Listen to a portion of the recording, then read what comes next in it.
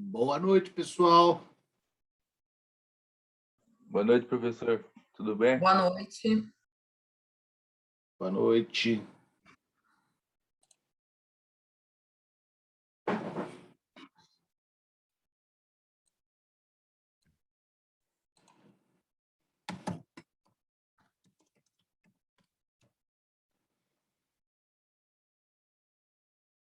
Podem colocar o nome URA aí para nós?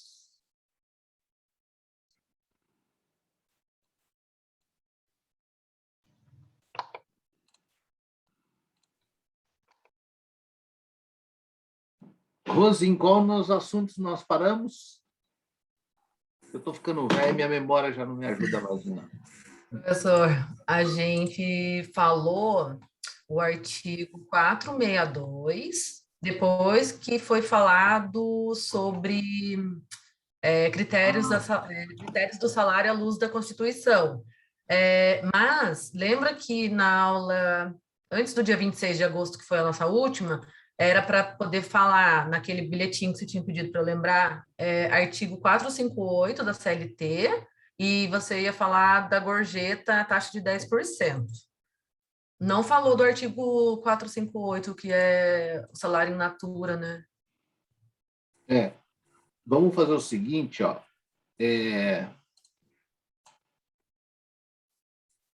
Da gorjeta eu já falei, não já? Você tinha falado, junto com... esqueci o nome. Gelton, né? Isso, Guilherme. E aí tinha pedido para eu te lembrar, mas já falou sim de gorjeta. Ah, tá. Eu não sei o que era para te lembrar, mas eu deixei no recado. Não, eu lembro que o 458 ainda não falou. E falamos só do artigo, acho que 7º da Constituição. Não, tudo bem. Também tem uma observação de gorjeta antes do dia 26, que o professor também não falou. Tá só observação de gorjeta, vou falar na próxima aula. Qualquer coisa, professor, eu anoto bastante coisa, depois eu te mando. Eu anotei 17 páginas, depois eu te mando, você dá uma olhadinha. Tá, tudo bem. Eu vou tentar lembrar a questão de observação de gorjeta aqui. Não me recordo, mas tudo bem. Acho que talvez tenha falado tudo, enfim. Mas eu vou tentar lembrar. Mas vamos fazer o seguinte. Semana passada, eu estava falando de alguns critérios algumas normas da Constituição que fazem referência à proteção do salário perante a Constituição. Não discriminação, princípio para aqueles que acham que o princípio da irredutibilidade salarial ou a garantia constitucional da não redução do salário, saldo acordo e convenção coletiva, né? Eu disse isso para vocês. E aí vocês têm que, a gente tem que estudar, e como eu falei do 462, que é o desconto do salário, aquela coisa toda, eu tinha falado da proteção do salário, então estou invertendo um pouco a ordem dos artigos, mas isso não tem problema, tá? Eles não são sequenciais, são ideias separadas, colocadas pelo legislador, mas não são sequenciais, não são ideias sequenciais. Mas antes de eu falar disso, até peço desculpa hoje, porque eu tenho 2 óculos e os 2 estão no escritório e eu esqueci de trazer para casa. Então está difícil aqui para mim hoje. Eu nunca tive problema de vista, sabe? Eu sempre tive uma vista perfeita. Aí, quando eu fazia a minha dissertação de mestrado, eu comecei a sentir muita dor de cabeça e muita dificuldade. Eu achava que aquilo era a luz do meu escritório aqui de casa. Eu tinha que ficar redigindo a minha dissertação de mestrado, tudo, e ler muita coisa. Eu falei, nossa, estou lendo tanto que eu estou ficando com dor de cabeça. E estou ficando com dificuldade, eu acho que é por da luz. Aí comprei uma luminária gigantesca aqui, e não sei o quê. Eu falei, não está resolvendo muito.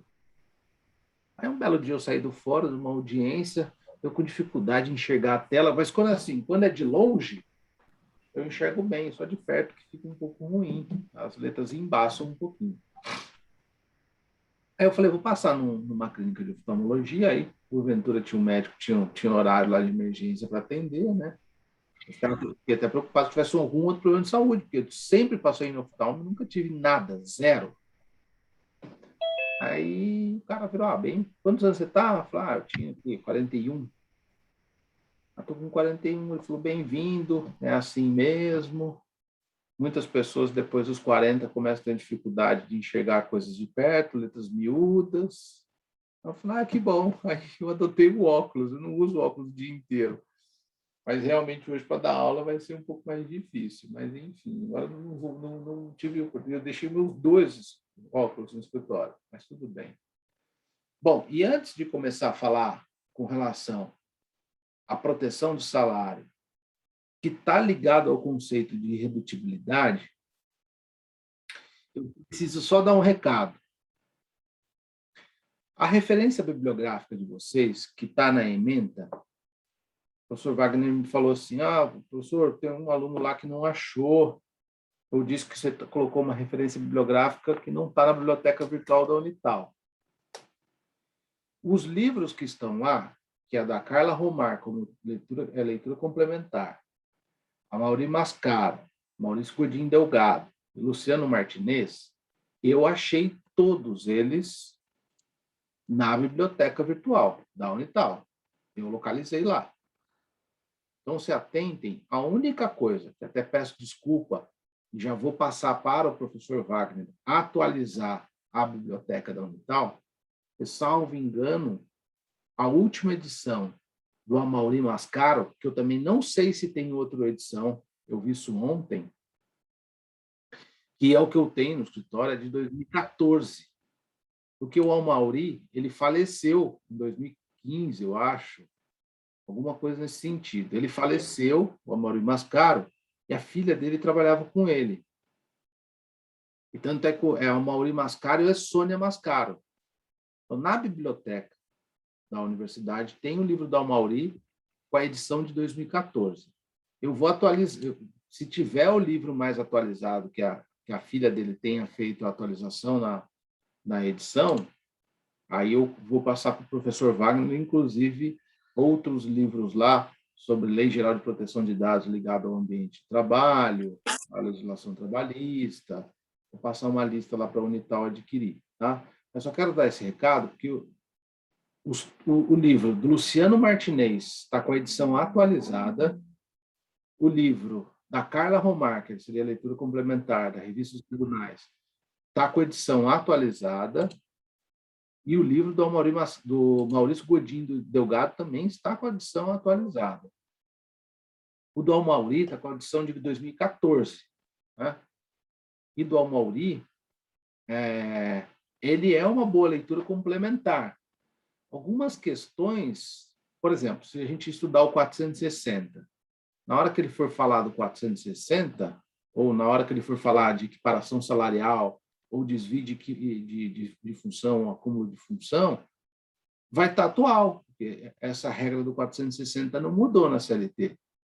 Mas na hora que vocês pegarem, por exemplo, o paradigma, que é o 461, que é o trabalho de igual valor, aí essa regrinha mudou. Então, aí o Amaury está um pouquinho desatualizado. Mas se vocês pegarem princípios, por exemplo, beleza, não muda nada. E algumas outras coisas ali. Pois não, Yasmin? Você levantou a mão? Sim, boa noite. Boa noite. Professor, eu estava lendo o livro, daí eu fiquei com algumas dúvidas em relação ao que integra ou não integra a remuneração ou o salário, que eu encontrei aqui nesse livro aqui de Carlos Henrique Bezerra Leite, falando que não integra a remuneração os prêmios e os abonos. Daí depois tem uma divergência que parece que a súmula 247 do TST diz que tem natureza salarial. Eu não entendi, o senhor conseguiria tirar essa dúvida? Os prêmios nós já falamos disso aqui. O que acontece é que prêmio realmente não integra.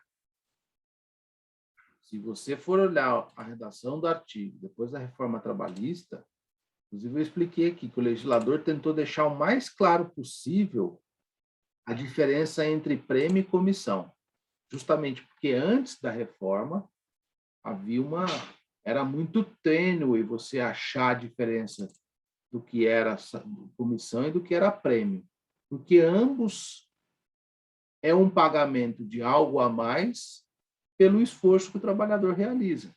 Mas, em tese, a grosso modo, é isso. Se eu vendo mais, eu ganho um percentual maior. E o prêmio pode ser isso também. Né? O prêmio pode ser isso também. Né? E aí, o critério anterior da legislação, antes da reforma trabalhista, qual que era o critério que a jurisprudência adotou para distinguir prêmio de comissão? Habitualidade. Então, se era habitual o pagamento, né, era comissão. Se não era habitual, era prêmio. Basicamente, era isso. Agora, com a nova redação do 457, parágrafo 3º, se não me engano, está lá, eu não me recordo de cor, onde fala sobre o prêmio, ele já faz um corte maior na legislação e aí ele já aponta especificamente o que ele entende como prêmio. Então, via de regra, prêmio não tem, eu precisaria ver o livro do Carlos Henrique Bezerra Leite, prêmio não tem natureza salarial, não compõe a remuneração efetivamente. E os outros eram os abonos, né? Que ele cita, é isso, na obra? É isso mesmo. Aí, olha só, eu entendo que, ainda que seja abono, haveria uma discussão a respeito disso. Porque, olha só, no 457, ele fala que integra a remuneração às gorjetas que receber. No parágrafo 1º, ele cita gratificações legais e comissões. Então, gratificação e comissão têm natureza salarial, então, portanto, integram a remuneração. No parágrafo 2º, ele fala as importâncias, ainda que habituais, a títulos de ajuda de custo, auxílio alimentação, vedado seu pagamento em dinheiro, expliquei isso na semana passada, diárias, prêmios e abonos não integram a remuneração. O Carlos Henrique Bezerra Leite fala que integra a remuneração? Estou procurando aqui a parte que ele fala, só que, na verdade, Súmula tem 2. uma súmula 247 que diz que tem natureza salarial. Deixa eu pegar a súmula aqui.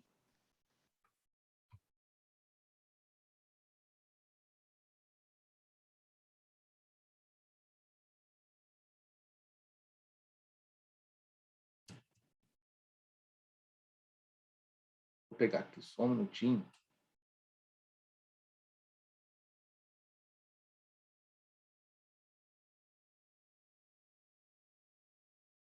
Ó,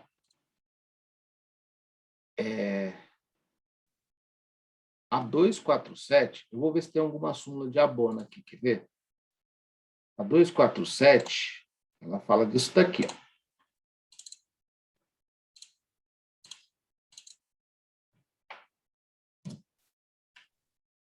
Plano específico de bancário, é isso, professor? Olha lá. A parcela paga aos bancários sob a denominação de quebra de caixa possui natureza salarial, integrando o salário do prestador de serviço para todos os efeitos legais. Então, assim, é algo que se paga mais a título de quebra de caixa, em que o TST passou a entender que tem natureza salarial. Então, vamos ver aqui, ó, mas com relação à quebra de caixa, até onde a gente leu o parágrafo 2º, pela leitura do 457, não tem nada na norma que diga que é salarial ou indenizatório. Então, tomem cuidado com isso. Aí eu precisaria olhar a lei da Previdência Social, a lei de custeio da Previdência Social.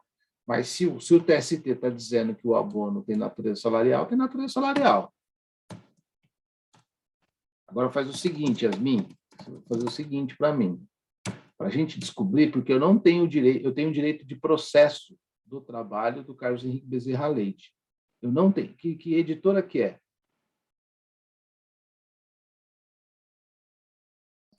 É Saraiva, professor? Faz o seguinte, eu vou tentar localizar isso na obra, vou tentar verificar isso, para tentar te responder qual o que ele está querendo falar de abono salarial aí. Agora, só tome cuidado, ó, vou compartilhar, ó, do que eu estou compartilhando aqui, dá uma olhada de novo, qualquer coisa você manda mensagem na pasta do Eva, porque eu não tenho o livro de direito individual do Carlos Henrique Bezerra Leite, eu tenho só de processo dele atualizado, e nem o antigo do Bezerra Leite, né? Olha só, essa última súmula é de 2003. Então, eu vou mostrar outra súmula aqui para vocês, por exemplo, que a gente vai estudar hoje, inclusive. Súmula 6. A gente vai estudar hoje. Então, quando eu chamei a atenção para a data da edição da súmula, o que eu quero chamar a atenção é que essa súmula ela é bem anterior, por exemplo, à reforma trabalhista. E o TST ele ainda não reviu o caderno de súmula dele pós-reforma trabalhista. Então, muitas coisas das súmulas, caíram ainda. Muitas interpretações, porque a súmula nada mais é do que um julgado, uma interpretação de um texto legal, cairão por terra. Por exemplo, a súmula 6, ela é de 2015. Ela tem aqui 8 incisos, né? 7, 8 incisos aqui, que falam sobre equiparação salarial. Vou tentar copiar e colar aqui, porque... Só um minutinho. Então, a súmula 6 fala sobre equiparação salarial, e mais de 8 tem 10 incisos aqui.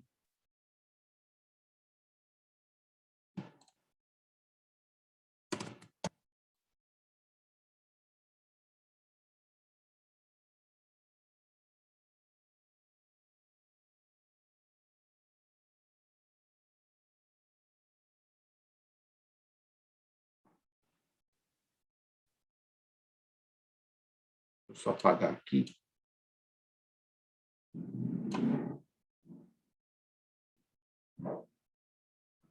Ó, a súmula 6 fala de equiparação. Tem mais incisos aqui, eu vou copiando aos poucos.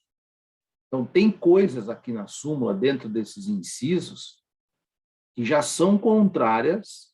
Tá vendo? Ó, tem 1, 2, vai até o 10º, não são, desculpa, até uma impropriedade estou cometendo. O correto não é falar de inciso em súmula, tá? Porque súmula não é texto de lei. São os itens da súmula. Então, me corrijam aí. Eu peço perdão. Quando vocês tratarem de súmula, vocês falam item 1 da súmula, item 2, não inciso, porque inciso é para artigo de lei, não para súmula. Súmula não é lei, é interpretação jurisprudencial, né? Ou jurisprudência propriamente dita. Então, ó, tem coisas na súmula que caíram por terra.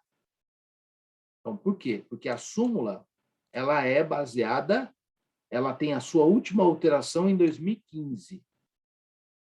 E, portanto, ela é anterior à nova redação do artigo 461, que é a redação que trata da equiparação salarial.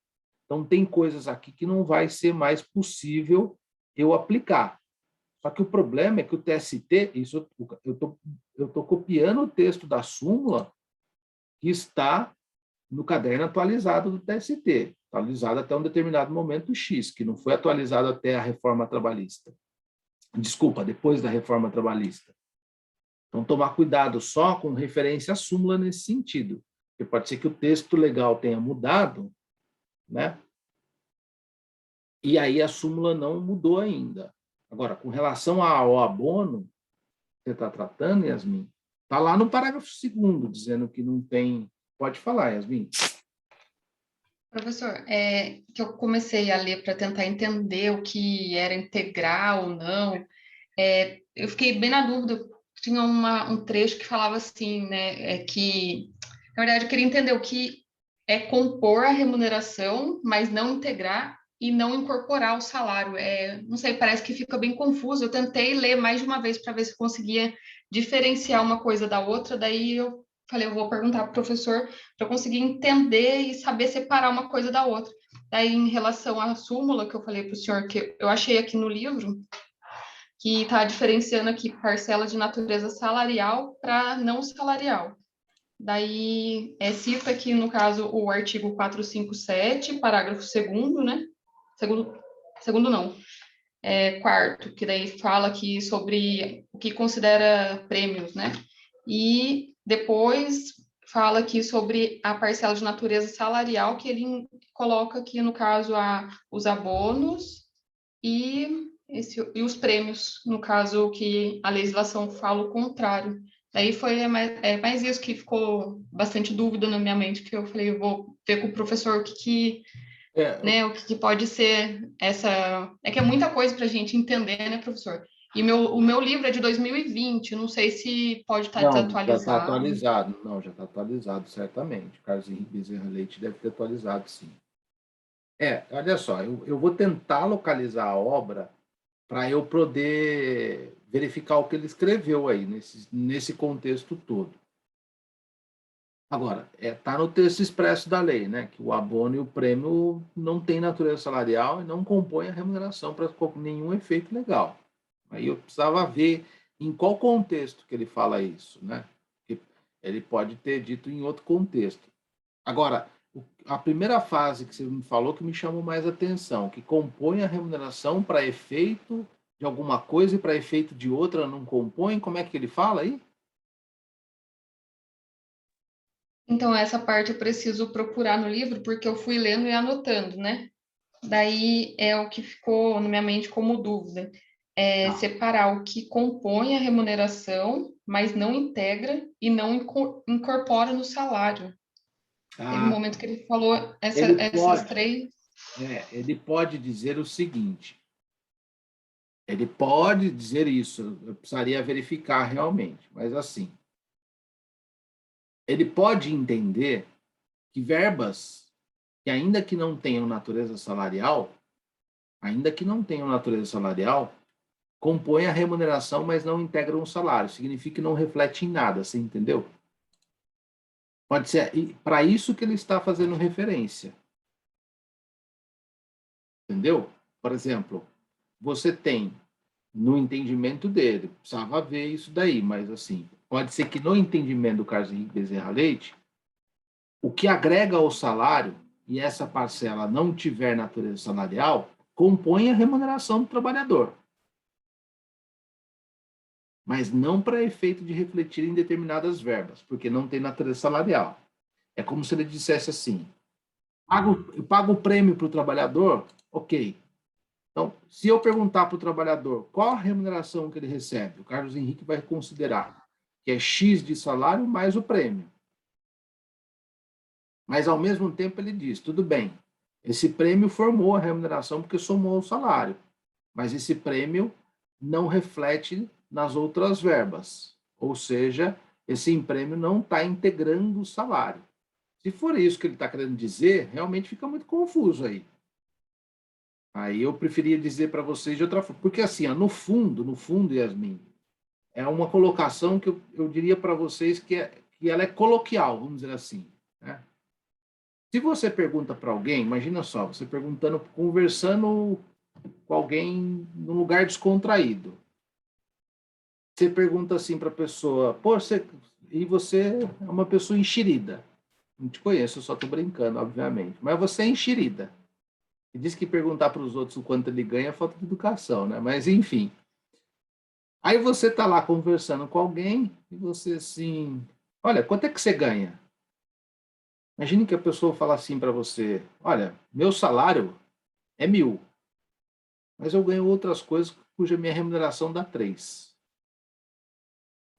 As pessoas coloquialmente, vamos dizer assim, colocam a remuneração de tudo aquilo que elas têm de crédito no vencimento delas, entendeu? Pode ser que ele esteja fazendo referência a isso. Pode ser. Mas no momento em que ele diz e que o que integra o salário, aí é o ponto-chave. Ele está dizendo que integra o salário é o que vai compor para o empregador calcular todas as demais verbas. Não sei se fui claro. Pode ser a expressão, entendeu? Eu entendi. Ô, professor, mas quando compor o salário é algo que é constante. Agora, a remuneração nem sempre é isso? Não, não necessariamente. É porque, geralmente, Não necessariamente. Mas quando você fala de constância, geralmente vai ser constante. Então, eu vou dar um exemplo, vou tentar elucidar. Eu trabalho numa empresa no terceiro turno. Eu entro às 19 e saio às 5 da manhã. Por uma questão É claro que eu vou trabalhar nesse terceiro turno muitos meses. Então, eu vou ganhar adicional noturno. Então, vai ter uma constância de pagamento de adicional noturno. E os adicionais têm natureza salarial, então, portanto, compõem o salário, formam a remuneração para todos os efeitos legais. Agora, eu posso, de repente, em um mês, ter sido transferido para esse terceiro turno, só num mês. Eu ganhei o adicional noturno. Não é constante, porque todos os meses eu trabalhei de dia, não era adicional noturno, mas naquele mês X que eu trabalhei à noite, eu ganhei o adicional noturno. O adicional noturno agregou meu salário, formou a remuneração e refletiu para aquele mês, por exemplo, no fundo de garantia. Então, apesar de não ser constante, ainda assim ele se mantém como algo que se agregou o salário e formou a remuneração, para todos os efeitos. Você entendeu? Entendi, sim. Obrigado, desculpa tumultuar sua aula. Imagina, não tumultuou, não, tá perfeito. Tem que perguntar mesmo. Só perguntando e estudando que a gente vai tentando entender. Não é isso mesmo, tá perfeito. Não se incomode. Aliás, fica muito mais salutar a intervenção do aluno e a tiração de dúvida assim do que de outra forma. Você lê e morrer com aquilo. Então, se você quiser ficar à vontade de mandar para mim pergunta no Eva, lá no chatzinho, eu demoro às vezes um pouquinho para responder, mas eu sempre respondo, tento responder todo mundo lá, tá? Acho que teve mais alguém, acho que foi o Rodrigo que levantou a mão aí. Professor, boa noite. Eu levantei sim, mas já não existe mais a dúvida. Muito obrigado. Ah, imagina que isso. Então, pessoal, ó, então, ó, não façam que nem Yasmin. Perguntem, se tiver dúvida, Yasmin vai procurar no livro e vai me perguntar, falar, entendi, está no livro, tenta localizar a página para ver se eu consigo achar esse livro, consigo achar não é? Consigo ver o que ele está querendo dizer, para a gente elucidar isso. Mas é esse caminho mesmo, você está entendendo a pegada da coisa. É quando talvez a gente não tenha tanto contato, por exemplo, em ver um olerite na prática, alguma coisa nesse sentido, a gente fica com um pouquinho mais de dificuldade de imaginar, né? O que compõe o salário, o que não compõe. Mas, independente disso, é bom a gente ter os olhinhos ali no 457, porque o 457 agora diz muita coisa para nós do que tem e não tem natureza salarial. E semana que vem, eu dou uma passada, uma pincelada no artigo da Lei 8.213, da Lei 8.212, que é a Lei de Arrecadação da Previdência, porque lá eles também vão falar do que tem natureza salarial e o que não tem natureza salarial. E por que disso? Porque sobre aquilo que tem natureza salarial incide o imposto de contribuição previdenciária, né? É o que vai para a sua caixinha lá da Previdência de quanto você contribuiu a sua vida toda, né? Então, por isso que a Previdência também tem essa preocupação de falar o que tem e o que não tem natureza salarial, né? Então, fica muito claro isso para mim. Mas, por exemplo, eu vou tentar aqui, ó, vou pegar ver se eu acho aqui um olerite fácil, e talvez você consiga visualizar alguma coisa aqui. Assim, todos, né? Então, aqui, ó, por exemplo, essa pessoa, vocês estão enxergando aí? Um olerite demonstrativo de pagamento? Estamos sim. Tá vendo? Aqui, olha, essa pessoa ganha. Vendo, ó, a lista de créditos e a lista de descontos. Então, salário base. Agora, o que compõe o salário e forma a remuneração dela? Adicional de insalubridade, adicional noturno de 40%, a legislação não fala, que é conveniente de convenção coletiva e acordo coletivo, e adicional de 90%.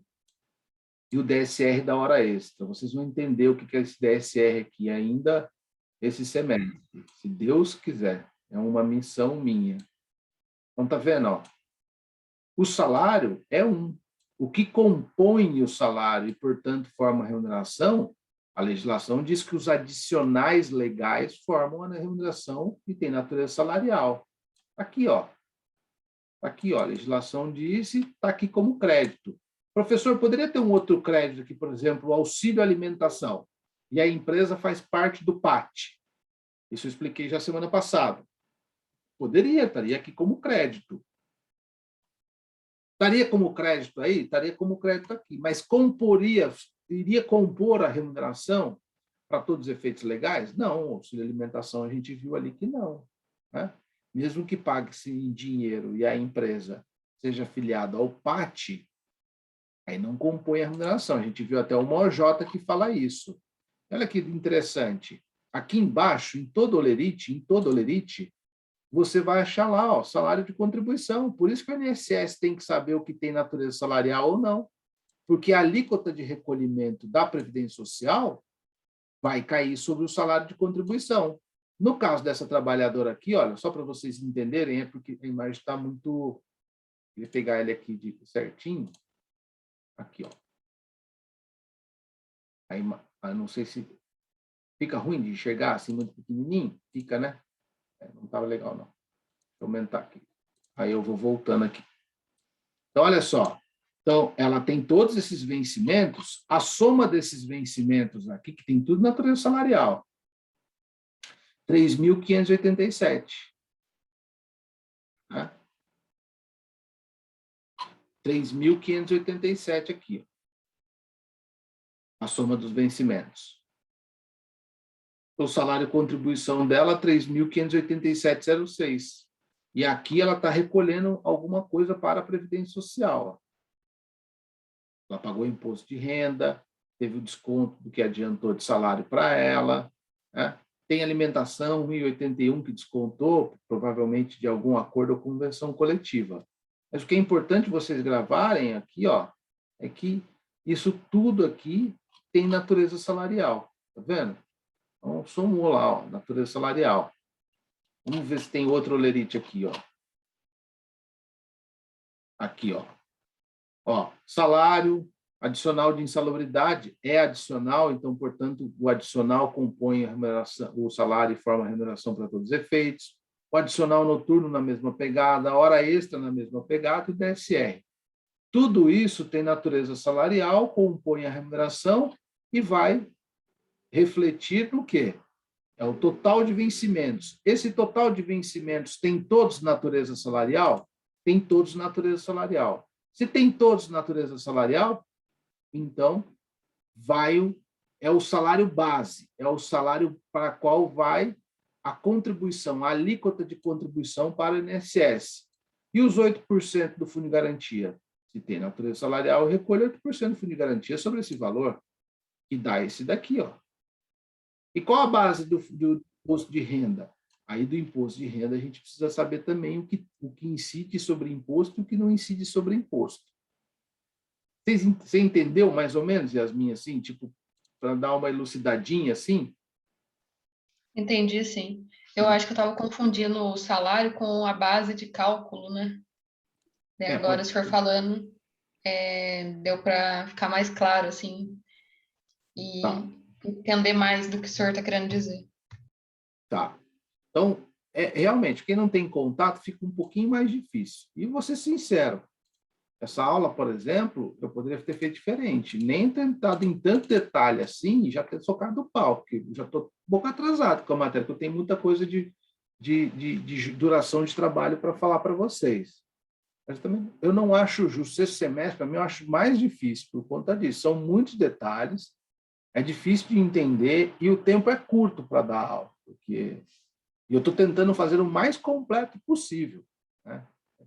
Eu chegasse aqui e falasse, prêmio tem natureza, prêmio não tem natureza, não sei o que tem isso, é assim, assim, assado, eu mataria a remuneração e salário em 2 aulas aqui e está tudo certo. Mas estou tentando dar um pouco mais completo para vocês, tá? Bom, voltando aqui, passadas dúvidas, é preciso que a gente, dentro daquilo que eu falei, que é o princípio da irredutibilidade salarial, ou a impossibilidade de reduzir salário, que tem esse escopo constitucional, que está no artigo 7º da Constituição Federal, artigo 7º, inciso 6º, nós temos algumas normas da CLT de proteção de salário. Lógico que a gente viu lá aquela questão do 462, do desconto, que pode descontar, aquela questão do trabalho escravo. Eu, antes da aula, alguns minutos antes de dar aulas para vocês, eu sigo no Instagram, chama-se, acho que é MP Trabalho. É a página oficial, salvo engano, do Ministério Público do Trabalho. E estava justamente uma matéria que lá no Pará, eles estouraram 2 fazendas que tinham condições de trabalho análogos a de escravo. Mas não tinham nem alojamento, era no meio do mato e tudo mais. Casou muito com o exemplo que eu dei para vocês. Então, se vocês tiverem interesse nas matérias de trabalho, é algo legal para se seguir. Tem uma página do TST também no Instagram, que vem umas noticiazinhas sobre direito de trabalho. É muito legal também, é muito explicativo, as mensagenzinhas. Do TST, do MP Trabalho também tem, então estava lá. Condições análogas de escravo. Mas voltando aqui, a gente tem algumas norminhas de proteção do trabalho. Proteção do salário. Na ordem constitucional, na perspectiva da irredutibilidade, mas que não é muito irredutibilidade. A proteção do salário na perspectiva constitucional. E aí também tem esse viés da não discriminação. Né? Tem o viés da não discriminação. E isso está, basicamente, no artigo 460 e no artigo 461. E aí, novamente, eu inverto a ordem do jogo. Eu falo do artigo 461. O que é o artigo 461? O que ele traz o artigo 461? O artigo 461 da CLT, ele traz a equiparação por identidade de função.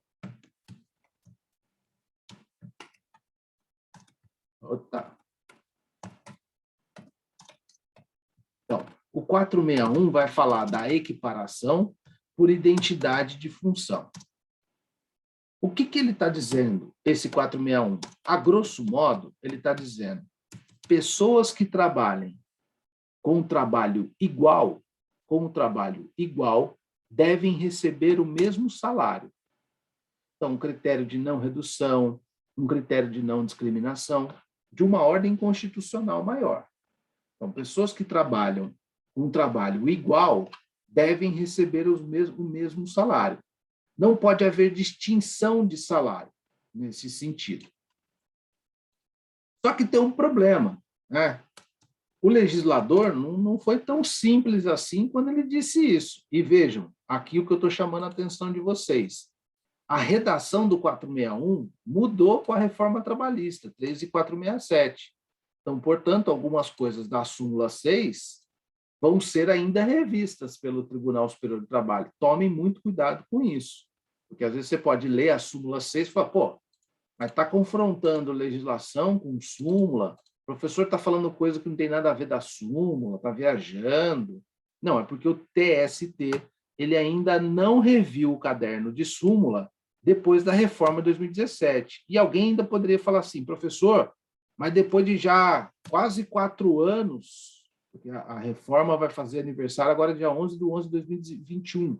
Então, 17, 18, 19, 20, 21, 4 anos e ainda não reviram? Não, porque ainda não tem jurisprudência sedimentada. O que é a jurisprudência? A grosso modo, a interpretação da lei. Os tribunais não tiveram tempo ainda de fazer julgamentos sobre os novos textos legais. Não tiveram esse tempo ainda. Não amadureceu. Por isso que o TST falou, vamos mudar, vamos com calma, vamos deixar a lei sedimentar na sociedade, os 24 tribunais regionais do trabalho começarem a dar sentença, acórdão sobre essa matéria, e aí a gente, depois disso, senta e vê essas divergências que surgirão no direito e a gente resolve como é que vai ficar. Então, eu acho que isso foi muito salutar, né? Para não sair editando súmula, criando súmula, fazendo interpretação, que na prática as coisas não vão ser daquele jeito. Mas, retomando o artigo 461 da CLT, eu tenho aqui, no 461, a questão da identidade de função ou equiparação por identidade. Ou seja, pessoas iguais que fazem um trabalho de igual, trabalhos iguais tenham que receber o mesmo valor de salário, por um critério de irredutibilidade, proteção constitucional do salário, de não discriminação. Aí o legislador vem e fala assim, sendo idêntica a função a todo trabalho de igual valor prestado ao mesmo empregador. Então, olha só, igual valor prestado ao mesmo empregador no mesmo estabelecimento empresarial corresponderá igual ao salário, sem distinção de sexo, etnia, nacionalidade ou idade. Então, olha só, o que é o trabalho de igual valor? Eu preciso apagar esse quadro aqui, porque eu não vou ter espaço de escrever tudo. Então, eu vou fazer o seguinte. Igual valor, o legislador quis dizer o seguinte, porque isso já é reconhecido pela doutrina nacional e pela jurisprudência. O trabalho de igual valor é aquele igual valor, vou copiar aqui, igual.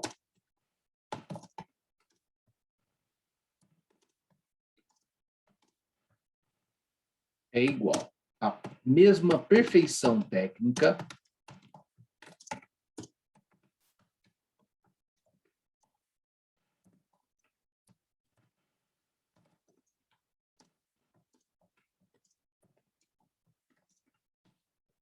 O que é jurisprudência? Basicamente, nem a jurisprudência, isso partiu da doutrina. O que a doutrina começou a entender da antiga redação, porque essa expressão de trabalho igual valor já havia na antiga redação do 461. O que se entendeu desde sempre o que é igual valor? Igual valor é que tem a mesma perfeição técnica, então duas pessoas que estão em idêntica função têm que realizar, para que essa seja uma função idêntica, essa função tem que ser de igual valor. Igual valor, leia-se, com a mesma perfeição técnica e a mesma produção. Perfeição técnica é um critério qualitativo. Aqui é qualitativo. E mesma produção é um critério quantitativo. O que significa isso, professor? Eu vou tentar dar um exemplo para ficar claro. Quantitativo. Quantitativo. Por exemplo, imaginemos que eu sou empregado de um escritório de advocacia lá de São Paulo, um grande escritório, e eu ganho R$5.000. Isso para avaliar os primeiros critérios, tá? Eu ganho R$5.000. E um colega, ele ganha R$3.000. E nós dois, e o colega ganha 3.000. E nós dois atuamos no segmento de direito do trabalho dentro daquele determinado escritório. Só que o meu colega, ele fica revoltadíssimo, porque eu ganho 5 e ele ganha 3. E aí ele vai ele é advogado trabalhista, obviamente, né? Mas está meio perdido. E aí ele vai se interessar em ler a súmula, ler o artigo 461 da CLT e tudo mais. Ler a doutrina do Carlos Henrique Bezerra Leite, ler a doutrina do Maurício Godinho Delgado, do Luciano Martinez. Aí ele fala, pô, mas peraí, será que eu tenho a mesma perfeição técnica? Eu trabalho de igual valor com o Lúcio? Para isso, ele precisa percorrer 2 caminhos. Primeiro é o qualitativo. Eu sou tão competente, e não é questão de competência, mas a qualificação, a questão do trabalho, a qualidade do trabalho do Lúcio é igual à minha, ou a dele é melhor que a minha, por isso justifica o pagamento de 5.000. É lógico, quando a gente trata de um trabalho intelectual, é mais difícil de você definir essa questão da perfeição técnica. Mas, na prática, eu já tenho até uma resposta para isso. Talvez vocês concordem ou não, mas é um critério que os juízes vão observar numa demanda judicial trabalhista. Aí ele fala, pô, mas espera aí. O que eu sei, as minhas peças, as minhas petições, recursos, eu não devo nada para o Lúcio, é tudo igual. Mas estamos ali, ó, pare. Estamos no mesma pegada, tudo igual. Aí vem um outro critério para ser igual ao valor. A quantidade que ele produz é igual à minha. Enquanto num dia eu faço 10 recursos ordinários, é um escritório grande, eu faço 5 ROs, que é recurso, faço 2 contestações, ele faz a mesma coisa do que eu?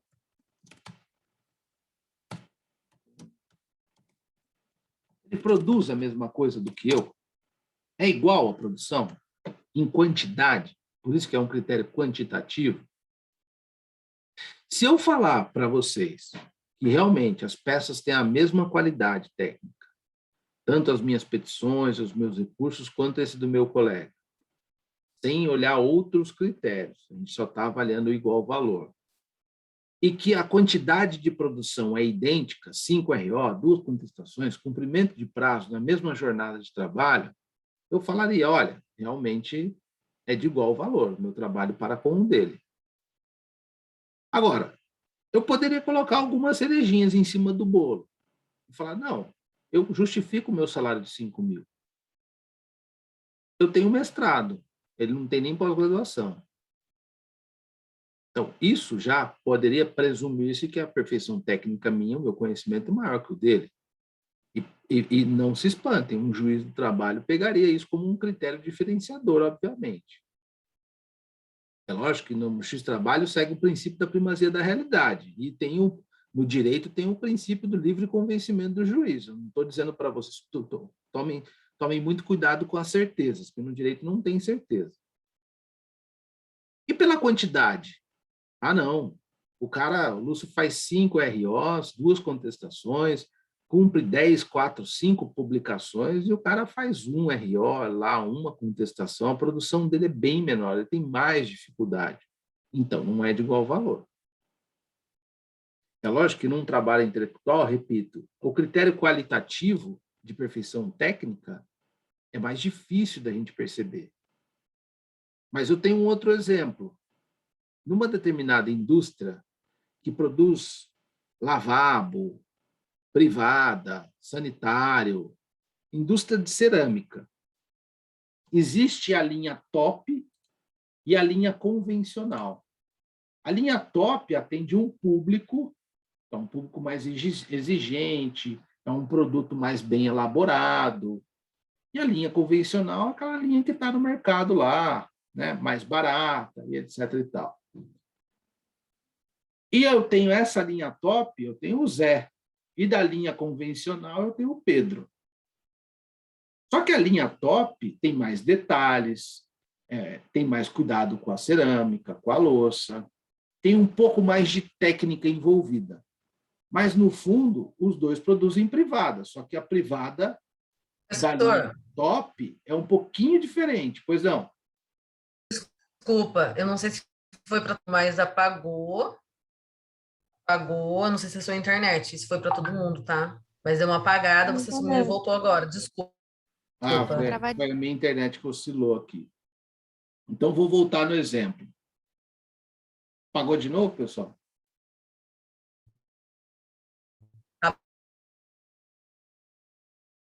Vocês estão me ouvindo?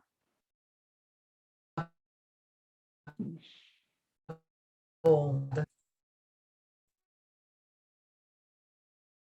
Travada. Está travado? Travado. Melhorou?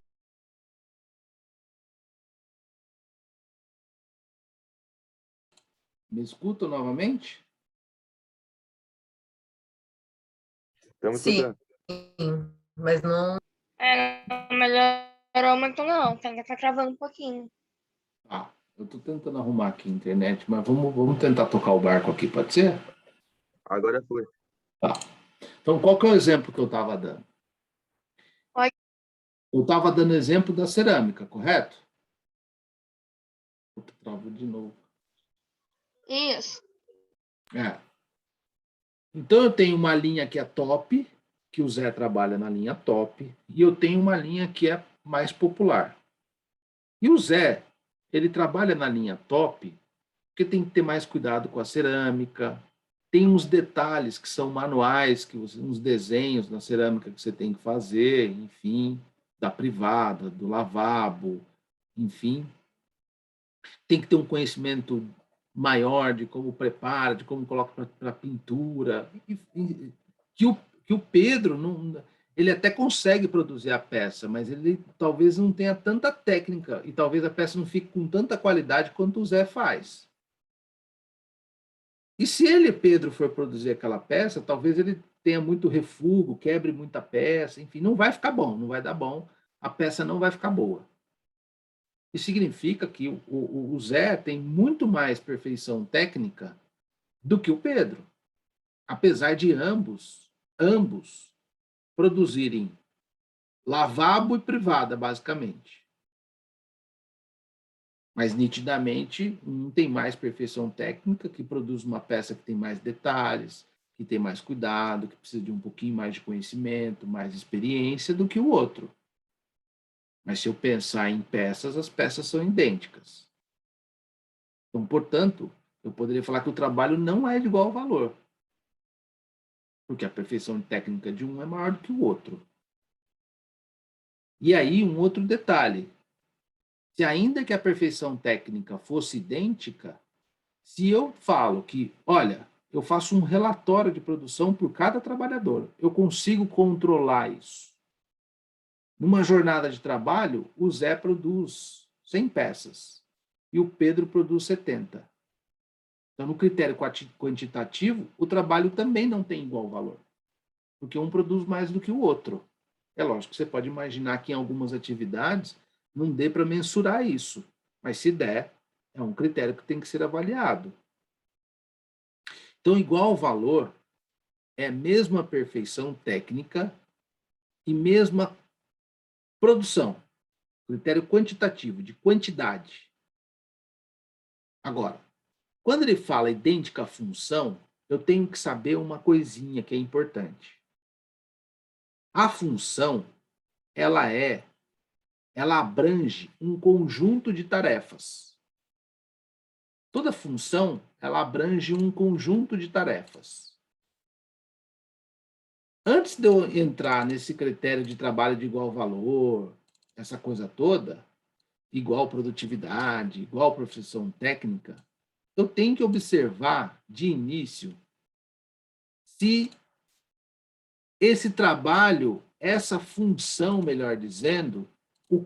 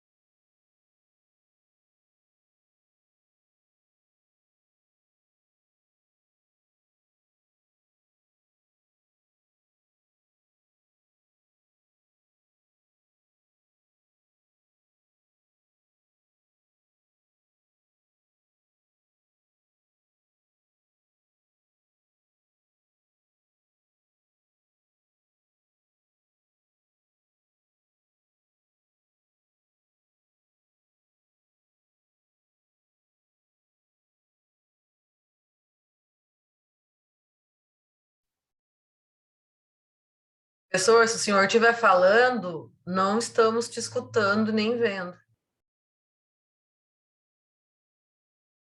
agora estão me vendo? Vendo e ouvindo. Então, olha só. Então, dentro de toda função, eu tenho um conjunto de tarefas. Então, eu pego a função x. Aí eu pego a função x, nessa função, fazer aquela bolinha do conjunto, sabe? Aí eu tenho a função x, eu tenho a tarefa x, eu tenho a tarefa y, eu tenho a tarefa z. Na hora que eu comparo com outro empregado, em que eu quero e que eu estou dizendo que a minha função é idêntica dele, eu tenho que olhar também os conjuntos das tarefas da função que ele exerce. E aí preciso entender uma coisa aqui. Então, olha só. eu, Lúcio, falo que eu tenho uma função igual ao Zé. Aí eu falo que eu tenho a função igual ao Zé, e o juiz vai perguntar, ou ele vai verificar qual o conjunto das tarefas da minha função e o conjunto das tarefas do Zé. Professor, mas por que ele vai olhar e por que a gente tem que saber o conjunto de tarefas de uma e de outra função? Porque, na maioria das vezes, quando eu estou diante de equiparação salarial por identidade de função, que é o que nós estamos tratando no 461, as funções têm nomenclaturas diversas. Olha só que interessante. A função tem nomes diversos, mas, na realidade, elas são idênticas. Se eu ficasse só no nome, nunca ninguém ganharia, nunca ninguém estaria na situação do 461. Atividade idêntica com trabalho de igual valor. Ninguém. Porque o que o empregador faria? Bom, registro em funções diversas, cujo salário é divergente, um é maior do que o outro. Certo? Fica claro isso para vocês? No princípio do trabalho, não tem um princípio da primazia da realidade? Vale o que está escrito na função dele, anotado na carteira, ou vale o que é real? Vale o que é real. E para eu saber o que é real, eu vou ficar me apegando à nomenclatura da função? Não. Eu vou no conjunto de tarefas. Quais são as tarefas? São iguais. Então, independente da nomenclatura da função, isso está na súmula 6. Isso está na súmula 6. Independentemente da nomenclatura da função, se o conjunto de tarefas for idêntico, eu estou diante de uma equiparação salarial por identidade de função, à primeira vista. Porque depois que eu verifiquei isso, eu tenho que identificar o trabalho de igual valor. Perfeição técnica e quantidade produzida. Então, primeiro eu olho se o conjunto de tarefas é idêntico. Depois eu olho, dentro dessa identidade, perfeição técnica e quantidade produzida é igual? É igual. Então, eu estou dentro de uma... Eu estou certinho no caput do artigo 461 da CLT. Tem outros critérios, tem mais um critério que é o critério temporal. A súmula 6, ela vai tratar, ela diz assim, na súmula 6,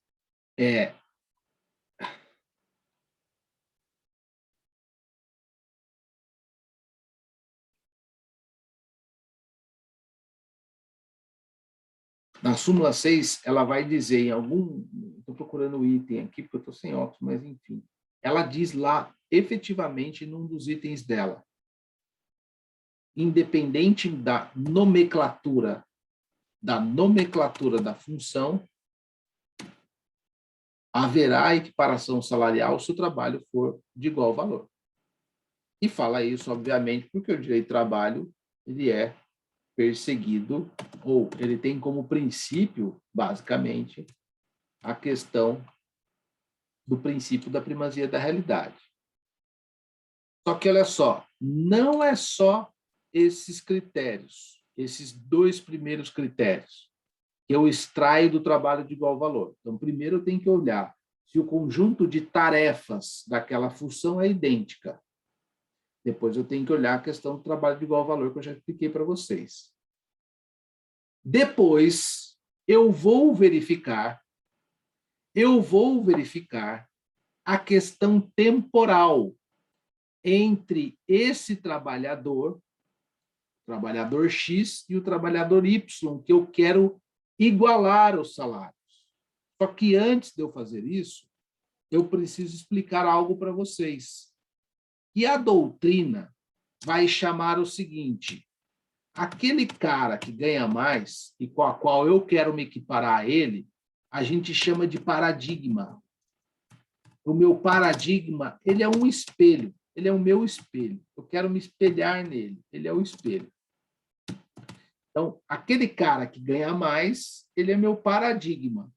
Eu estou me espelhando nele. Eu quero ganhar igual ao salário dele. Eu quero identificar a minha função, eu quero equiparar a minha função à dele. E, portanto, eu indico ele como paradigma. Quem é o paradigma? É o meu espelho, é o cara que ganha mais. E o cara que quer equiparar é o paradigmado. A gente não usa essa expressão de paradigmado. Mas fiquem com a expressão do paradigma. Então, olha só. Então, eu tenho identidade e função, que consiste no mesmo conjunto de tarefas. Agora eu vou dar um exemplo, antes de entrar no parágrafo 1º. Eu fui registrado numa determinada farmácia como balconista. E um colega foi registrado, a gente foi admitido junto na empresa, e um colega foi admitido numa determinada farmácia como caixa. Como caixa. Só que ambos trabalham no caixa. Porque eu fui registrado como balconista. Só que o salário de caixa é 2.000 e o salário de balconista é 1.500. Então, portanto, se eu fui registrado um salário como balconista, o meu salário ficou, salário de registro de balconista, 1.500. E ele passou a ser caixa 2.000. E os dois trabalham como caixa. Eu nunca trabalhei como balconista. E aí, a nomenclatura da função, ela é diferente. Isso importa para o direito do trabalho? Não importa. Eu tenho que ver... Por causa da primazia da realidade, certo? Por causa do princípio da primazia da realidade. Eu tenho que ver o quê? Primeiro, então, se as tarefas executadas por mim e por ele, porque se é primazia da realidade, o juiz tem que perceber o que acontece de verdade no frigir dos ovos, ali, no contratrabalho. Então, primeiro, então, o que eu faço? Eu vou verificar a identidade de função.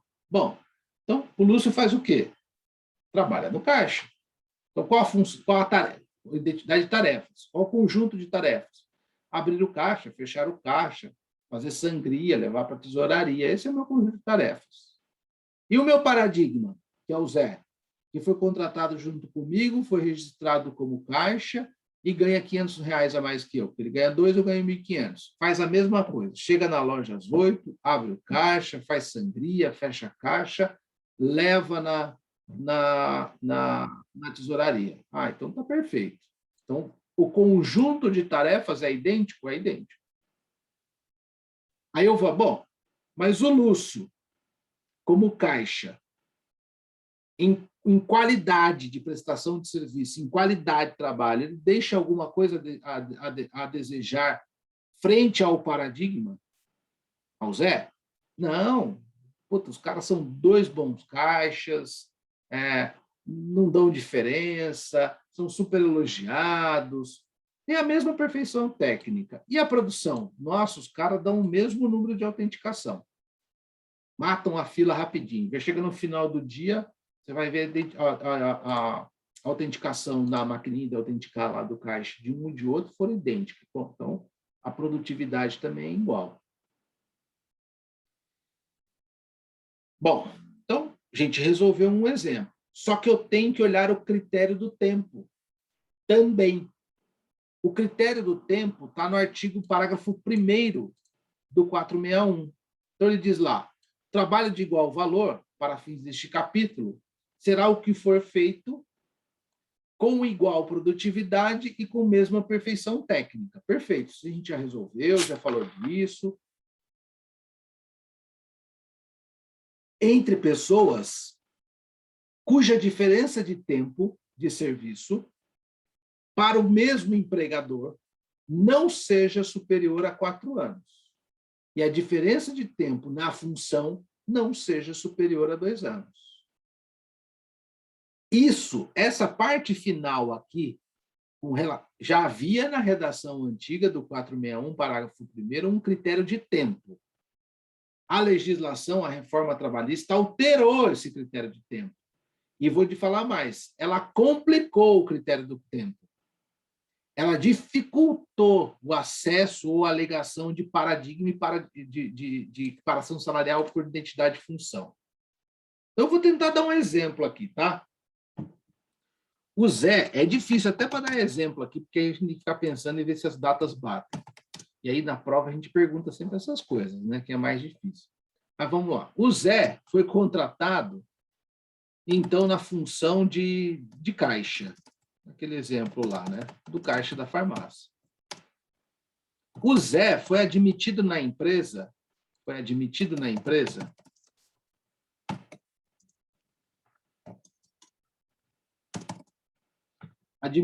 1.1/2015.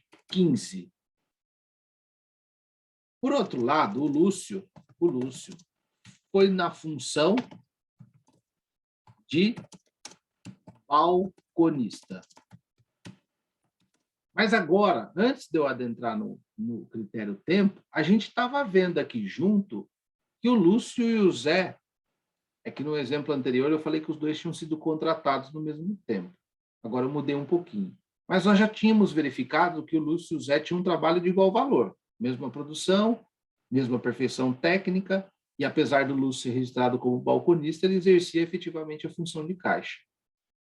Só que o Lúcio foi admitido em 1/1/2020.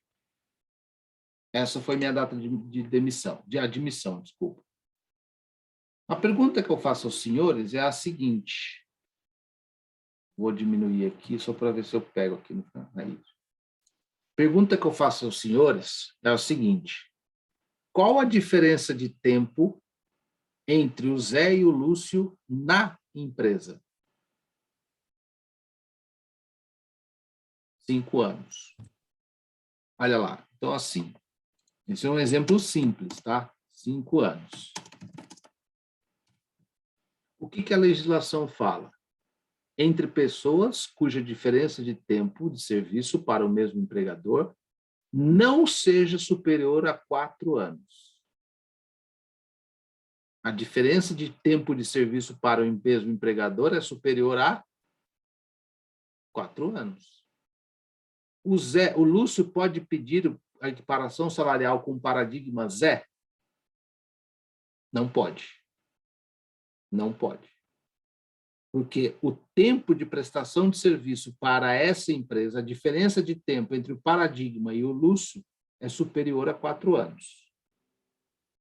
Então, ele não pode pedir o paradigma aqui. O critério tempo não foi correspondido. Esse critério caiu por terra. Agora, imaginemos, e trocando um pouco do exemplo, que o Lúcio foi contratado,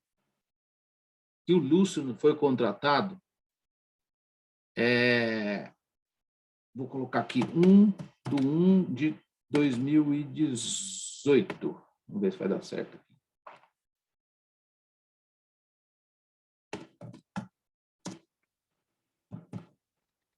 E assim, ó, o Lúcio foi contratado em 1/1/2018, né? Foi admitido ali no local de trabalho. E agora,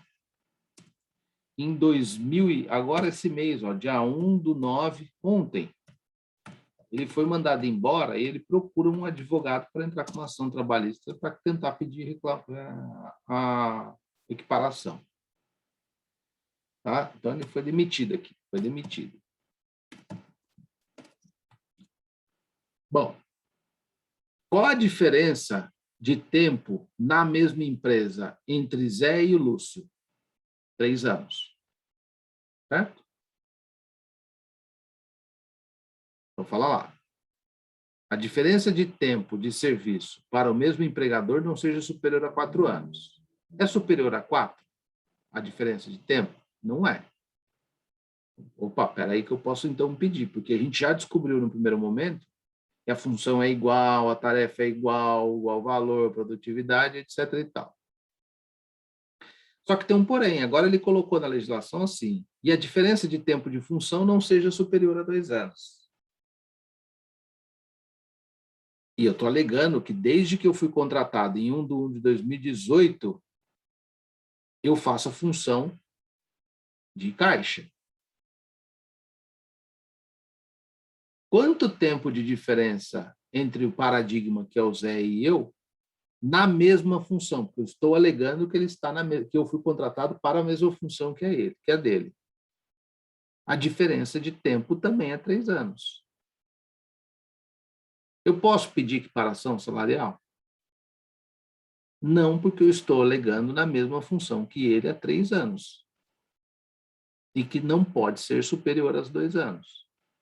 E por que dificultou? Porque a redação antiga do 461, parágrafo 1º, não tinha essa história de trabalhar para o mesmo empregador nos 4 anos. Só tinha diferença de tempo na função, não pode ser superior a 2 anos. E isso tem um grande impacto, porque às vezes o cara está lá na empresa em determinada função há 15 anos e você foi contratado há menos de 2 anos e já exercendo a função dele e não recebendo o salário dele. Entendeu? É um pouco complicadinho, né, a redação do artigo, mas eu acho que deu para entender, não deu nos exemplos que estão aqui? Deu, Rosa? Está fazendo umas caras e bocas aí? Ô, professor, deu, mas, gente, é para ferrar o pobre mesmo, né? Puta merda. É difícil, porque aí Ué, diminuiu muito a chance de pedir paradigma. nada a ver isso daí, viu, professor? Tem Equiparação coisa que salarial. só por Deus. Professor, Mas olha só, aí depois a gente vai dar uma olhadinha na súmula 6. Pois não, Luciano? boa noite de novo. Deixa eu só tirar uma dúvida. Tem essa equiparação salarial de desvio de função, tipo assim. Agora as empresas estão com um tratamento diferenciado, que é remanejando umas pessoas que têm limitações operacionais, direcionando elas em outras funções diferentes de salário. Só que tem uma cláusula que coloca que eles não podem pedir a equiparação salarial, que eles estão em serviço compatível. Tem algum artigo que defenda isso, alguma norma que esteja já isso, ou é só acordo coletivo, que também não é o caso da empresa que eu estou falando? Nem tem isso no acordo coletivo. Ó, vamos ler os parágrafos aqui. Vamos ler os parágrafos. São 2 colocações importantes que você falou. Uma pessoa que é readaptada para uma função, não é isso? Talvez proveniente aí de uma doença, de um acidente de trabalho. E a outra coisa que você falou é a história do desvio de função. Então, vamos guardar só um pouquinho, porque o desvio de função não está no 461, que é uma outra coisa. Mas vamos lá. Aí, olha, eu eliminei ali para caber no meu quadro branco aqui. Fala assim, os dispositivos desse artigo, parágrafo 2º, não prevalecerão quando o empregador tiver um quadro de carreira organizado. Então, tiver pessoal organizado em quadro de carreira ou adotar, por meio de norma interna da empresa ou de negociação coletiva, plano de cargos e salários, dispensada qualquer forma de homologação ou registro no órgão público. Que órgão público é esse? Ministério do Trabalho e Emprego. Porque antes da reforma trabalhista, dizia-se assim, aí era um entendimento jurisprudencial. Se a empresa tiver um quadro de carreira, ou então organizado, né? Se essa empresa tiver esse quadro de carreira ou plano de cargos e salários, ainda assim caberia o pedido de equiparação salarial, desde que esse plano de cargos e salários, esse quadro de carreira, tivesse sido homologado pelo Ministério Público do Trabalho e Emprego. O que o legislador da reforma fez? Acabou com a história da homologação. Então, plano de cargos e salários ou quadro de carreira pode ser negociado com o sindicato. Se a empresa tiver isso, não tem como pedir mais questão de paradigma. Então, se você atender equiparação salarial, se atender alguém no seu escritório, o que você vai perguntar? Antes de adentrar no 461, parágrafo 1º, trabalho igual valor, tempo, você já mata lá no 2º. Sabe se tem quadro de carreira ou plano de cargos e salários? Se tiver, não tem o que faça. Agora a legislação acabou com isso aqui, não tem mais discussão a respeito disso. Aí ele fala lá, no caso do parágrafo 2º deste artigo, as promoções poderão ser feitas por merecimento e por antiguidade, ou apenas um destes critérios, dentro da cada categoria profissional. Ele só está corroborando a ideia do parágrafo 2º, porque plano de cargos e salários e quadro de carreira é justamente para você dar promoção. Um dos motivos é para você organizar também para as promoções. Né? Então, ele só está corroborando a ideia do plano de cargos e salários, dizendo que as promoções podem ser feitas por merecimento ou por antiguidade, que são os 2 critérios de promoção, ou por apenas um dos critérios dentro da categoria profissional. Então, ele está dizendo assim, olha, se houver promoção e a empresa tiver plano de cargos e salários ou quadro de carreira, e se houver promoção, esse camarada promovido não vai poder ser o paradigma, não posso equiparar o salário com ele. Então, está dizendo mais do mesmo, vamos dizer assim. O parágrafo 4º, que vem na pergunta do Luciano. O trabalhador readaptado em função por motivo de deficiência física ou mental, atestado pelo órgão competente da Previdência Social, não servirá para paradigma para fins de equiparação salarial. E aí tem uma lucidez a norma. Aí tem uma lucidez. Imaginem vocês que eu sou engenheiro lá da Volkswagen, né? E eu ganho lá meus 7 pau. Colocar 8 como meu número de sorte. 8 mil. Acho que é pouco, né, Luciano? Mas, enfim. É pouco para quem trabalha na Volks. O pessoal que trabalha na Volks é tudo rico, né? Mas, enfim. Aí, eu estou lá e, de repente, eu sofro um acidente de trabalho lá dentro. Ou não só um acidente de trabalho, um acidente na rua. E aí, infelizmente, eu tenho que, a minha função de engenheiro, eu tenho que andar a planta da fábrica todos os dias, sou engenheiro de segurança do trabalho, não é só de escritório, fico lá olhando a planta, ver se a galera está usando EPI, como é que está o ambiente de trabalho, sou engenheiro de segurança do trabalho.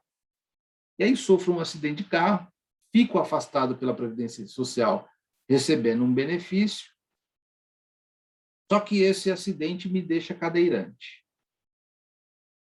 E aí a Previdência Social, junto com num estudo laboral do ambiente de trabalho, junto com a medicina e segurança do trabalho, vai fazer um estudo para me readaptar a uma nova função.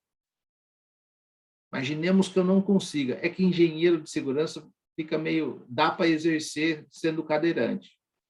Meu exemplo não ficou tão legal, mas imaginemos uma outra função em que eu não consiga mais exercer a função. Antes do acidente, eu dependia das minhas pernas.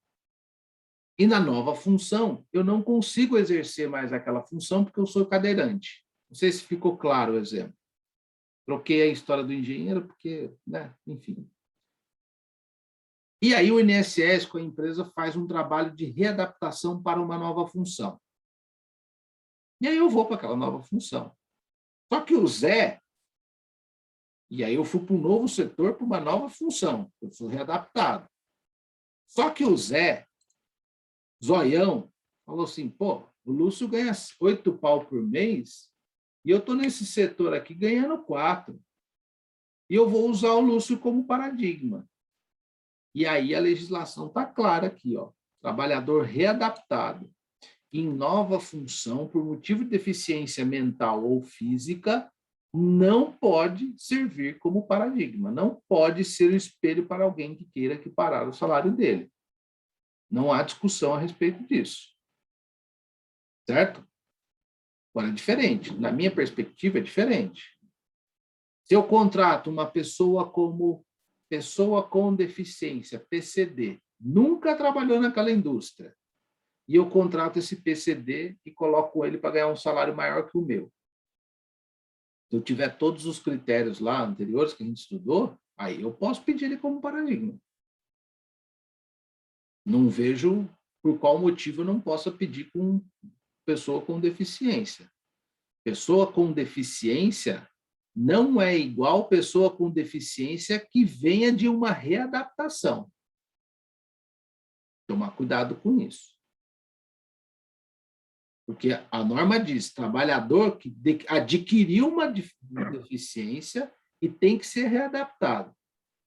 Portanto, se ele tem que ser readaptado, ele estava numa condição anterior, naquele mesmo empregador, obviamente. Se ele é readaptado, ele vai ser adaptado a um novo local de trabalho, a um novo posto de trabalho, dentro daquela indústria, daquele comércio, daquele local de serviço. Agora, diferente eu pegar da rua alguém e contratar essa pessoa com deficiência para aquela atividade. Aí eu posso equiparar, ele não está sendo readaptado a nada. Ele está sendo contratado para uma função nova. Né? Aliás, ele nem é readaptado, ele só está sendo adaptado. Né? Ele não trabalhava lá antes, como é que ele vai ser readaptado? Correto? Entendeu, Luciano? Estou aqui, professor. Eu entendi, só que agora o contrário. Eu sou o Zé, fiquei cadeirante, fui para o setor onde, sei lá, que eu fui ser gestor da fábrica agora, daí eu, ao invés de 8, ganhei lá todo mundo ganha 16. E eu fui readaptado para lá, ganhando os 8. Eu posso pedir uma equiparação para os 16? A lei fala que você, readaptado, não pode servir de paradigma. Mas se você comprovar que a função é idêntica, o mesmo valor, mesmo critério do tempo, você pode usar os caras como paradigma, não tem problema nenhum. Você, Então, o readaptado, não então, pode ser o paradigma, mas eles podem ser o seu paradigma. Só que lá, eu digo por ideias que tem lá desse acordo que tem lá, que eu, por ser remanejado para outra área, como eu sou em readaptação, eu não posso pedir equiparação salarial por estar lá, tipo, de favor, vamos dizer assim. Achei uma vaguinha para você, mas você não pode ganhar iguais a eles. É isso que eu tô Tem uma dizendo. cláusula, não é, Luciano? Você está falando, ele foi realocado, mas tem uma cláusula dizendo que ele não pode pedir equiparação salarial, porque ele é uma mão de obra excedente, mas que não consegue, por exemplo, vou trazer para o nosso mundo. Ele vai lá dirigir, fazer teste no carro, por exemplo, ele vira um motorista da durabilidade, mas lá, se fosse comparar grau, por exemplo, o cara era um grau 6, que ele montava carro na linha, não consegue mais porque ficou com um LER, alguma coisa, vai para lá para dirigir, porque o médico disse que lá ele consegue, só que ele não pode ser grau 7, que é o que o cara ganha lá, por exemplo. É isso a pergunta do Luciano, e ficou minha dúvida também agora. Mas... Ô, Luciano, só uma coisa, isso é convenção... Quero que vocês entendam uma coisa. Cláusula lá. Diz que tem essa cláusula, eu vou. Só que queria saber se tem essa proteção ou se é essa imposição da empresa. Porque de acordo com os acordos do sindicato, não tem essa... Não tem, né? É isso que eu ia perguntar, se está convencionado. Mas e se eles assinam?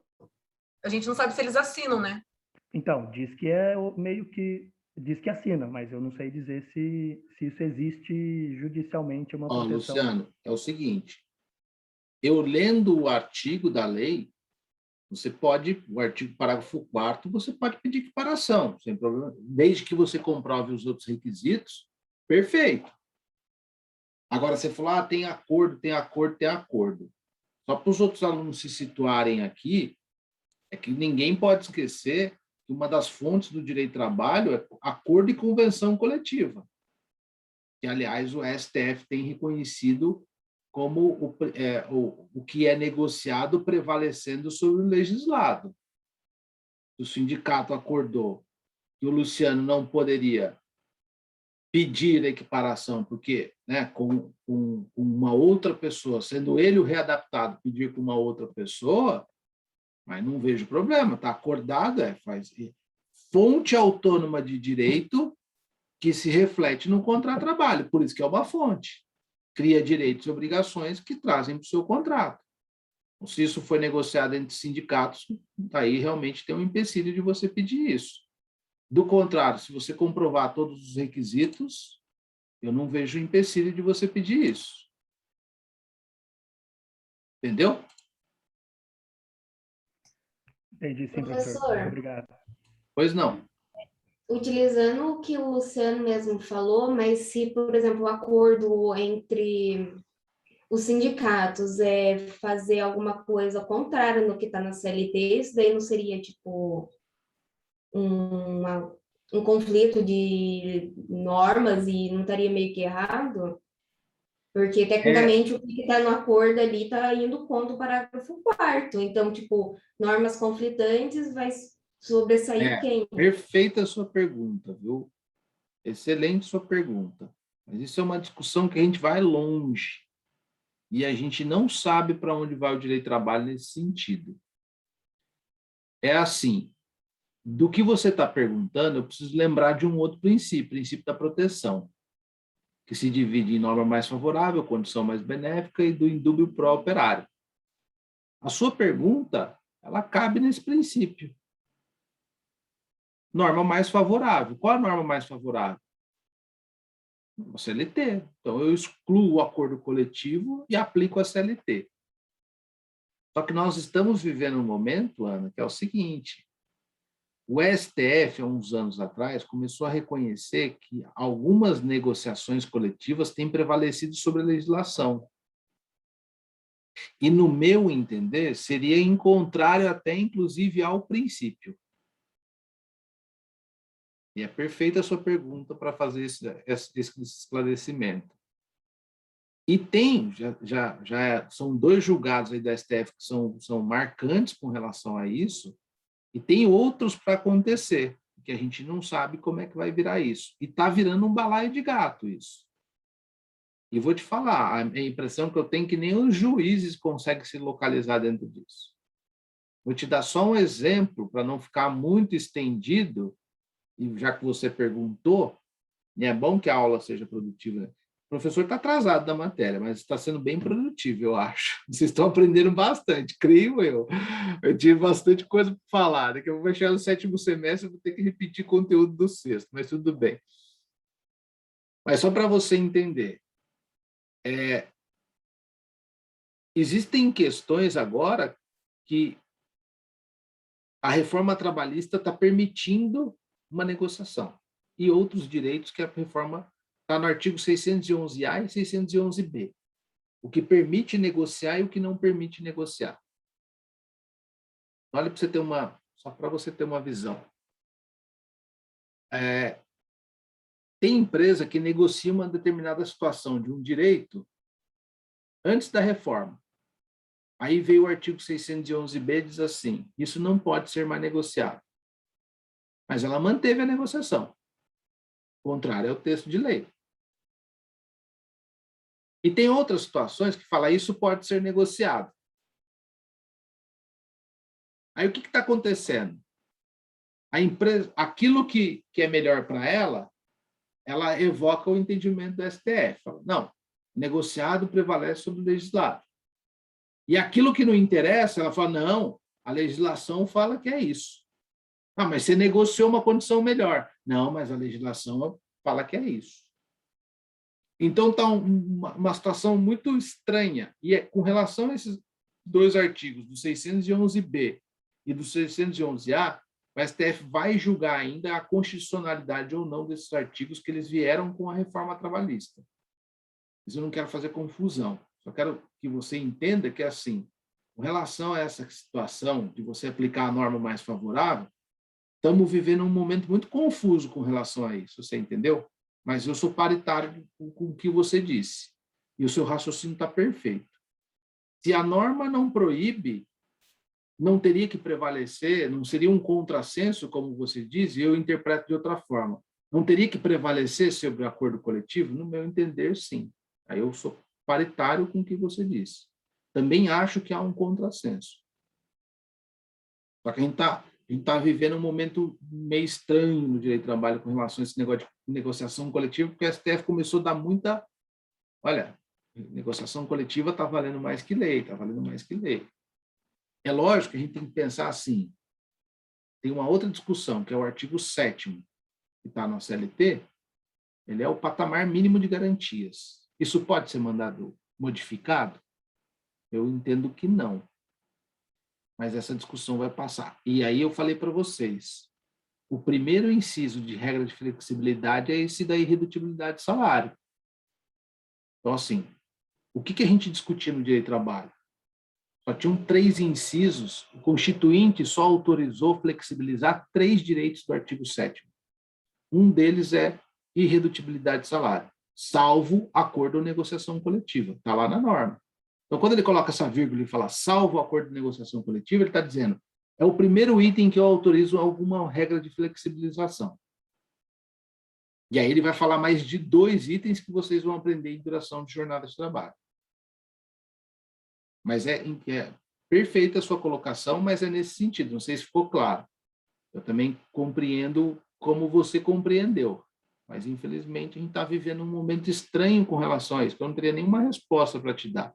Até porque, por exemplo, 611A, 611B, vai passar por toda uma discussão ainda no STF. E eu não sei se vocês estavam sabendo, por exemplo, a MP 1045, que hoje foi aprovada pelo Congresso, a MP para ser convertida em lei. Reduziu um monte de direito do trabalhador. Informalidade, reduzir adicional de horas extras, mas o Senado bloqueou, o Senado votou o projeto de lei, vetou o projeto de lei hoje. Porque senão ia virar uma bagunça, na verdade. Mas o Senado deu um jeito lá. Entendeu? Mas é perfeita a sua colocação, perfeito, nesse sentido. O raciocínio é esse. Certo, pessoal? Bom, eu vou parar por aqui, a gente continua semana que vem, então, no parágrafo 6º, na leitura do parágrafo 5º, do parágrafo 6º do 462, do 461, desculpa, vai ler o 460 e vai falar de algumas coisinhas de prazo de pagamento de salário, como é feito, prova do pagamento de salário, no 464, isso é mais rapidinho. A equiparação por identidade, que demora mais um pouquinho. Certo? E aí, se Deus quiser, a gente já adentra... eu não combinei com vocês, eu devia ter combinado, mas eu posso jogar isso no EVA, porque eu estou me organizando para isso. Tudo bem para vocês fazerem a primeira avaliação parcial na última ou na penúltima semana de setembro? Para mim, tudo bem, professor. Sim. A última é melhor. A vantagem de ser na penúltima é porque vocês ficam com menos uma semana de matéria. Né? Para pensar, se for na última, tem mais uma semana de matéria. Melhor na penúltima, então. Então tá bom. Penúltima, professor, penúltima. Deixar, então. Na penúltima. Eu vou avisar lá no EVA, mas se o representante de turma estiver aí, já aviso o pessoal. Eu acho que o representante é Isabela, não é Isabela, não, né? Me esqueci. A Nicole, desculpa. Não sei se a Nicole está aqui ainda. Não deve estar, né? Não vai nem ficar chateado. Só vai ficar chateado se assistir a gravação. Então, dia 6º D também a primeira avaliação parcial na penúltima parcela, certo? Beleza, então. Então tá ótimo, pessoal. Beleza, dia 23, né? Acho que é isso aí. Isso, é. Obrigado, professor. Obrigado a vocês. Fiquem com Deus. Tchau, tchau. Um abraço, Obrigada, boa noite. professor. Tenha uma boa noite. Obrigada, boa noite. Obrigado.